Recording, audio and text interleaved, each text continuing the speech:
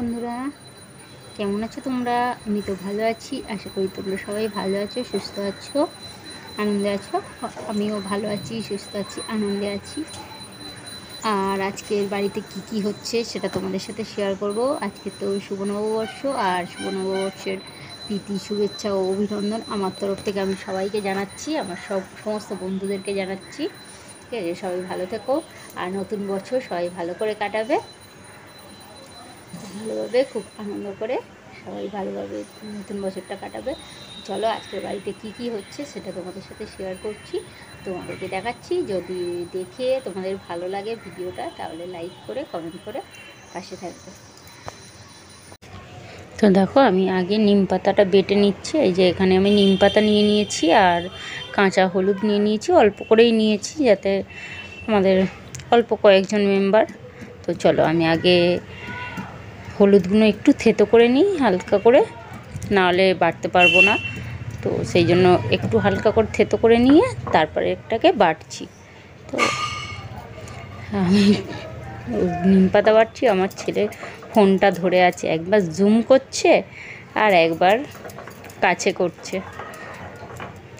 চলো আগে নিম পাতাটা বেটে নিই, বেটে নিয়ে তারপর মাখতে হবে। আমি ওই জন্য আগে রান্নাটা বসাইনি, কারণ নিম পাতাটা বেটে নিয়ে তারপরে ভালো করে মানে হাত মুখ ধুয়ে তারপর আমি রান্নাটা করব।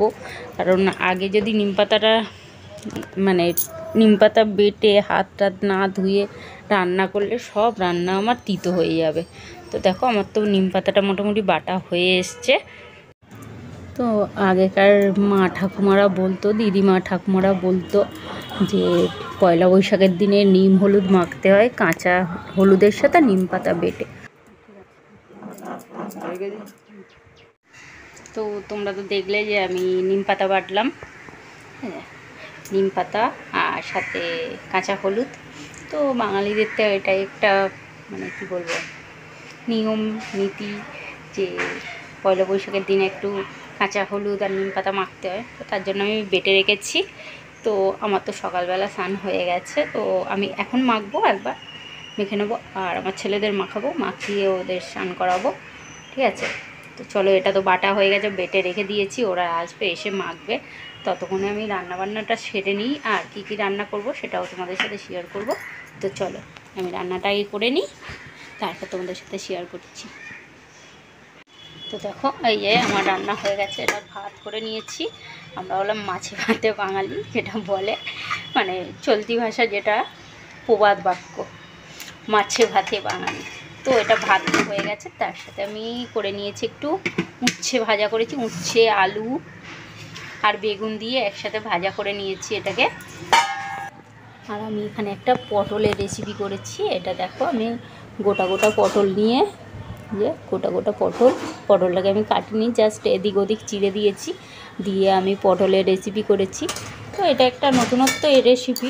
তোমাদের যদি রেসিপিটা জানতে ইচ্ছা হয় তাহলে আমাকে কমেন্ট করে জানাতে পারো, তাহলে আমি ভিডিওটা আপলোড করে দেব।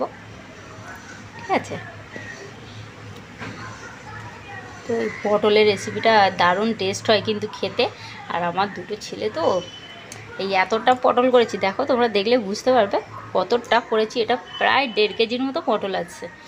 ঠিক আছে, তো এই এতটা পটল শুধু মানে আমার দুটো ছেলেই খেয়ে নেবে।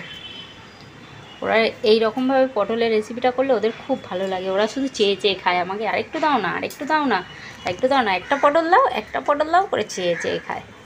চলো, আর এখানে করে রেখেছি দেখো, এই যে মাছের ঝাল আছে, এটা সর্ষে বাটা দিয়ে মাছের ঝাল করেছি। ও বাঙালির ভাত পাতে মাছ না হলে চলে না, সে যে কোনো মাছ দাও। ঠিক আছে, তো এটা আমার আছে জ্যান্ত লাইল্যান্ডিকা মাছ ছিল, আর তেলাপিয়া, যেটা বলে তেলাপিয়া মাছ। তো জ্যান্ত তেলাপিয়া মাছ, তার জন্য আমি একটু সর্ষে বাটা দিয়ে ঝাল করেছি। আর তার মধ্যে কটা বেলে মাছও ছিল, বেলে মাছও দিয়ে দিয়েছি, দিয়ে একসাথে সর্ষে বাটা দিয়ে ঝাল করেছি।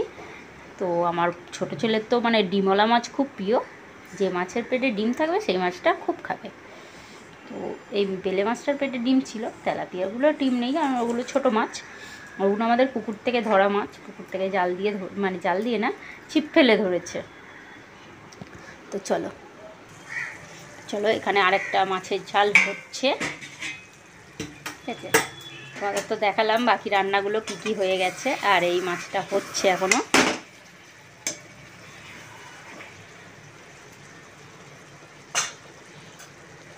ঠিক আছে, চলো কি কি রান্না হয়েছে সেটা তোমাদেরকে দেখিয়ে দিলাম। তো আগে রান্নাটা করে নিলাম, এবার চলো একটু মাখি। নিম হলুদটা বেটে রেখেছি, তো এটাকে একটু মেখে নিই।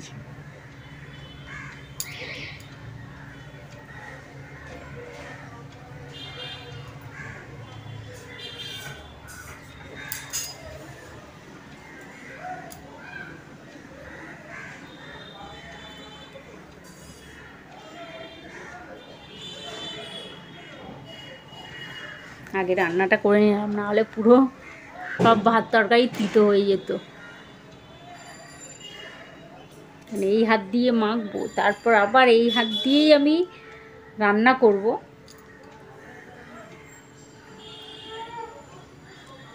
যদিও বলবে যে আমি তো তরকারি খুন্তি দিয়ে নাড়বো,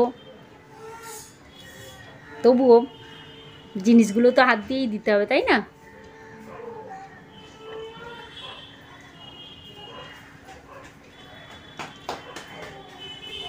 আমি আগে বেটে আমিই মেখে নিলাম।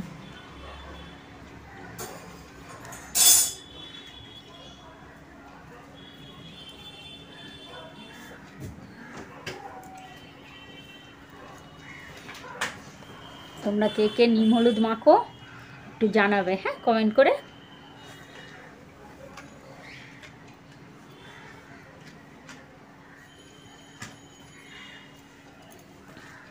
চলো, মুখটায় তো মাখলাম, এবার পুরো গায়ে মাখতে হবে, হাতে পায়ে চারিদিকে মাখতে হবে। আমার মা বলতো অষ্ট অঙ্গে ঠেকাতে হয়, মানে শরীরের 8টা অঙ্গতে ঠেকাতে হয়। ঠিক আছে, তো অষ্ট অঙ্গে ঠেকাই। তাহলে আমি মেখে নিই, তোমরা দেখো, তারপর যখন ছেলেদের মাখাবো তখন আবার তোমাদের সাথে শেয়ার করবো।